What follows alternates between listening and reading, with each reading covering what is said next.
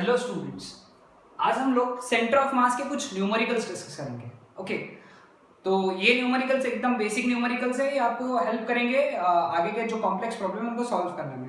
ठीक है, सबसे पहला न्यूमेरिकल, दो मासेस है m1 m2 separated by distance l। इस सिस्टम का आपको सेंटर ऑफ मास निकालना है। ठीक है, कैसे निकालना है?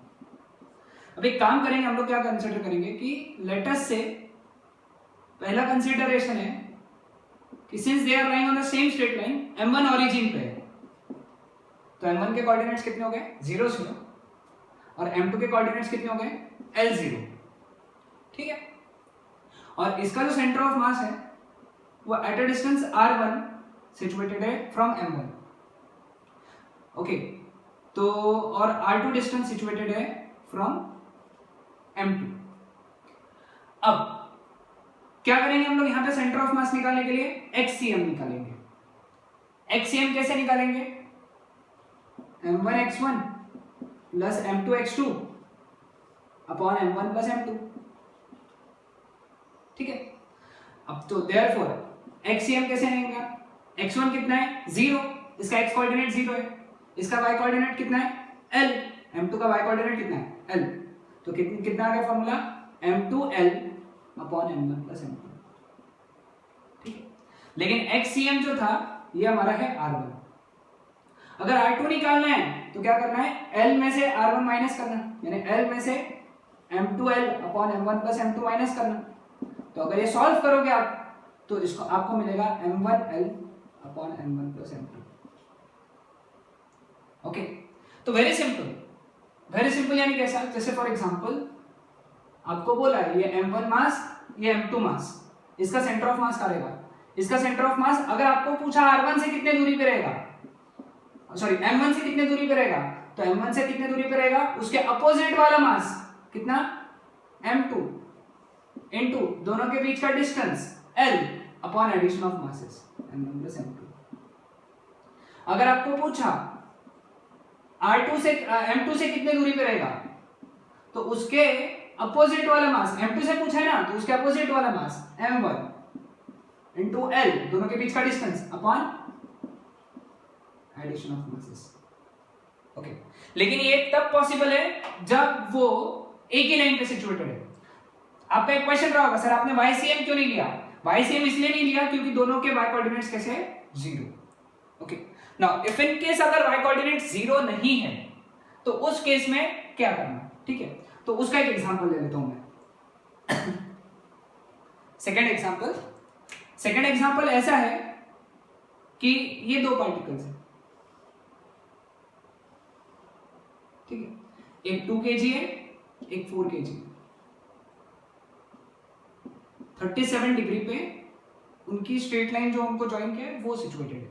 ठीक है, और ये 5 मीटर है, दोनों के बीच का डिस्टेंस जो है वो 5 मीटर है। अब इसका COM निकालने बोलेंगे। इसका COM निकालने के लिए जो ये पॉइंट है इसको हम लोग रेफरेंस पॉइंट ले लेंगे। तो इसके कोऑर्डिनेट्स हो गए ओरिजिन के 0 0। ठीक है, अब ये 37 अगर है तो ये हो गया 5 cos 37, ये हो गया 5 sin 37। Okay, now sin 37 is 3/5, 3/5 होता है ना, sin 37 इज 3/5, तो ये हो गया 3, ये हो गया 4। ठीक है, तो इसके कोऑर्डिनेट्स कितने हो गए? 4 kg के कोऑर्डिनेट्स कितने हो गए? x कोऑर्डिनेट हो गया 4, y कोऑर्डिनेट हो गया 3। ये समझा ना आपको? क्योंकि अपोजिट, ये तो सिंपल ट्रायंगल है, सबको मालूम ही होना चाहिए कि नहीं तो फिर आप कैलकुलेट कर सकते हो भाई, x coordinate of 4 kg is 5 cos 37 that is 4, cos 37 जो होता है that is 4/5, और y coordinate of 4 kg is 5 sin 37, sin 37 की वैल्यू जो होती है that is 3/5, तो इसका आंसर आएगा 3। ठीक है, अब वेरी सिंपल, आप क्या करोगे यहाँ पे xcm का वैल्यू निकालोगे। xcm कितना लगाएगा, m1 x1 plus m2 x2 upon m1 plus m2। x1 जो है 0 है, तो ये टर्म तो उड़ ही गया, तो बचा कौन सा m2 कितना है 4 इनटू उसका x कोऑर्डिनेट कितना 4 upon addition of masses 4 + 2 becomes 6, तो ये हो गया 2 × 3 × 8/3। y सेम कितना हो जाएगा यहाँ से m1y1 + m2y2 upon m1 + m2। Again y coordinate ये 0 है तो ये टर्म भी उड़ गया, y1 0 हो गया, y2 कितना है 3, तो इसका इक्वेशन क्या आएगा m2 4 y2 यानी ये 3 अपॉन एडिशन 6, ये हो गया 2। तो सेंटर ऑफ मास के कोऑर्डिनेट्स कितने हो गए 8/3, समझा। तो ये हो गया 2 डायमेंशन के लिए, ठीक है। अब 2 से ज्यादा अगर पार्टिकल्स है, 3 पार्टिकल्स के लिए फेमस एग्जांपल है इक्विलैटरल ट्रायंगल, ठीक है। इक्विलैटरल ट्रायंगल के इस पे जिसका साइड्स ए है, ठीक है, ये 3 मासेस रखे, इसका सेंटर ऑफ मास कहां रहेगा ये बताना है, ठीक है। इसके लिए भी हम लोग क्या कंसीडर करेंगे, ऐसा कोऑर्डिनेट सिस्टम कंसीडर कर लेंगे तीसरा प्रॉब्लम, ठीक है।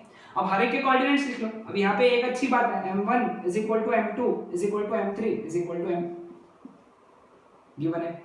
अब ये m के कोऑर्डिनेट्स ओरिजिन है इसलिए 0 0, ये m के कोऑर्डिनेट्स अलोंग x एक्सिस है इसलिए क्या आ जाएगा a0, लेकिन ये m के कोऑर्डिनेट आपको निकालना पड़ेगा। स्वाभाविक सा बात है ये डिस्टेंस तो a का हाफ है तो इसका x कोऑर्डिनेट तो a/2 हो गया, समझा। ये a है तो ये कितना हो गया a/2, तो इसका x कोऑर्डिनेट हो गया a/2। अब ये 60 डिग्री होता है, side opposite to 60 degree is √3/2 times hypotenuse. 30 60 90 theorem 10th standard में था। साइड अपोजिट टू 60 डिग्री यानी ये वाली दैट इज √3/2 टाइम्स हाइपोटेन्यूज, या फिर sin 60 लगा लो आ जाएगा। बस दैट्स इट। अब आ गए ये हो गया x1, तो इसके लिए xcm का फॉर्मूला क्या लगेगा m1x1 + m2x2 + m3x3 upon m1 + m2 + m3। अब x1 तो 0 है तो ये टर्म तो उड़ गया, m कॉमन है तो m कॉमन m1 m2 और m3 कॉमन है ना, m आ जाएगा ना उनका क्योंकि वैल्यू सेम है। x2 का वैल्यू कितना आएगा, इसका पकड़ेंगे x2 यानी a प्लस x3 कितना आ जाएगा a/2 अपॉन तीनों के एडिशन यानी 3a कैंसिल, तो कितना आ जाएगा 2a प्लस यानी 3a/2 × 3 cancel which is a/3। तो xcm a/3 आ गया।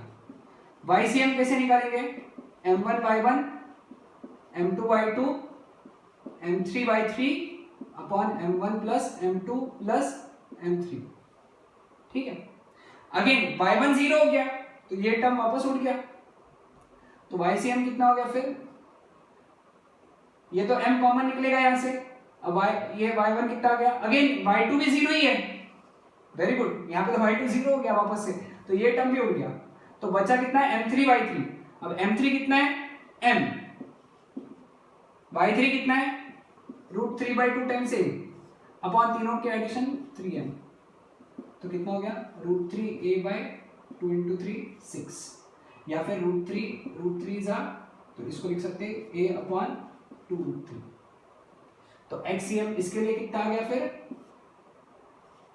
a/3 a/2 √3, यानी कहीं तो यहाँ पे आया था, समझ में। सो ये हो गया तीसरा प्रॉब्लम। इसी तरीके के प्रॉब्लम्स होते हैं इसमें, सो आप प्रैक्टिस कीजिए, है ना, ये आसान करेगा। सिर्फ फॉर्मूला ध्यान में रखिए, है ना, ये दोनों फॉर्मूले से वो ध्यान में रखिए, दैट्स इट।